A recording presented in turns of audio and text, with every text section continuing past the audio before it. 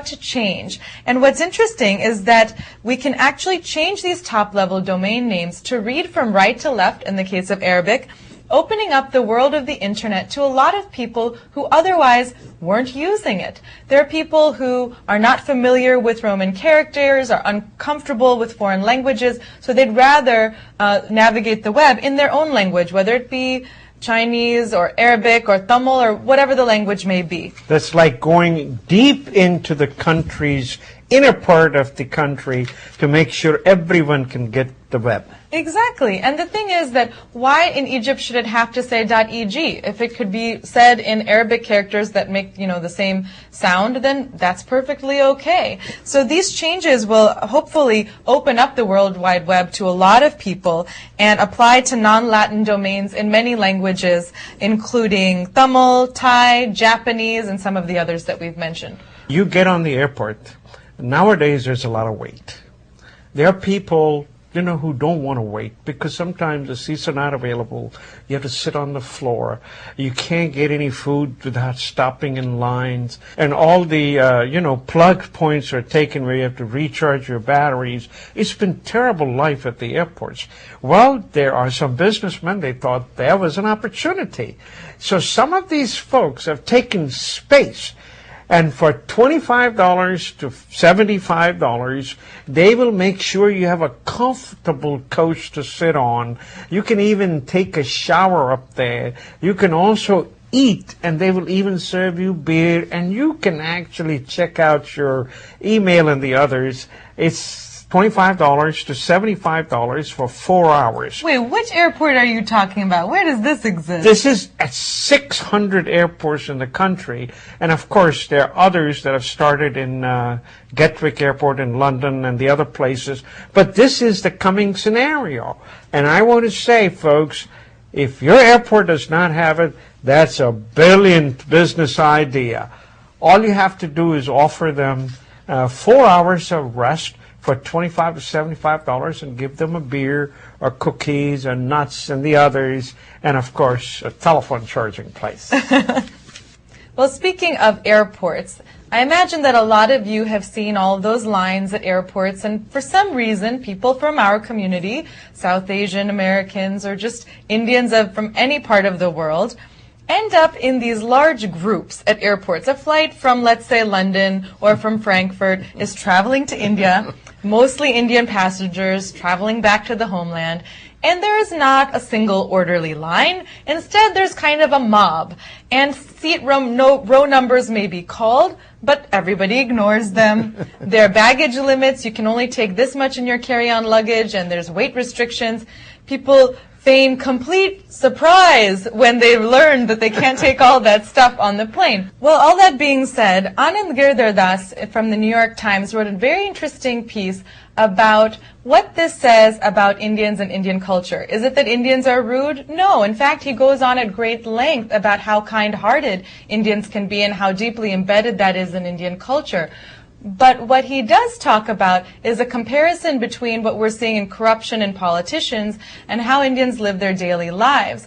And he says that, we talk about this in terms of us versus them, that Indians are blaming politicians for being corrupt. Like if we got rid of all those bad apples, everything would be okay. Instead of seeing that we have a system that kind of enables people to do all of this, these corrupt activities, exchanging money, and not really caring about people outside of their inner circle. So people extend that kindness to people they know and people they trust in their family networks and their inner communities. But strangers on the street can often be kind of rude to one another. There's an issue of the whole idea of holding doors and really caring for what happens to a complete stranger is not so much there. There's much more of a mentality of, I need to look out for myself. Perhaps it's out of fear that I won't get what I need if I don't look out for myself. But whatever those deeper reasons are, Girdhar Das is suggesting we should explore those and just instead of just saying, well, it's about the bad politicians. We need to look at how we behave. What is motivating that behavior? Is it fear? Is it anger? Is it a lack of trust? What's going on, and how can we actually change some of those behaviors? Because unless we do, I think this problem is going to be seen at every level of society, not just at the political level. You know, it's sometimes people feel that they're not going to be able to get a seat on the plane. They're not going to be able to get their bag through, so that anxiety shows up. And when you're anxious, you certainly don't smile. So that's what rudeness he's looking at, you know. Well, no, I think he's saying it's well beyond rudeness. This is not about rudeness. That's just the surface, right? Kindness and rudeness is just on the surface. It's what's motivating people's behaviors. Why is there a lack of trust in the systems? It's because you don't trust the system that you decide you need to break the rules and do things for yourself, right? If the rules functioned and you trusted the system, then you wouldn't worry about getting your seat on the plane. You would trust that it would be there. Instead, there's a sense that there's something for you to lose, and unless you fight for it, and sometimes that means shoving other people out of the way, unfortunately, you're not going to get it. So I think he's asking questions that will help us to look deeper into our culture and slowly begin to change some of those things. We should keep that in mind. Senator Kennedy had a fantastic law passed some years ago where he said we need diversity in America. So there is a system of giving visa. It's called lottery, diversity lottery. 50,000 visas are given out every year. You know, they select 90,000 people, and out of that 90,000 people, somehow 40,000 don't qualify for one reason or the other. And those 50,000 are the luckiest people, and theirs can bring their entire family on that particular visa. I mean, this is like real lottery. I mean, your life opens up if you're from a small country. Now, this year, the lottery ran. 22,000 people were selected. Unfortunately, the malfunction of software made these people ineligible. These people sued. They wanted to issue injunction. The judge said, no, that's not going to go. So these 22,000 people that were selected, of course, when the next lottery ran, they were not selected. Imagine 15 million people apply for this. 15 million people. Only 90,000 are selected and 50,000 get the visa. It was such a disappointment for the people that they have it in the story.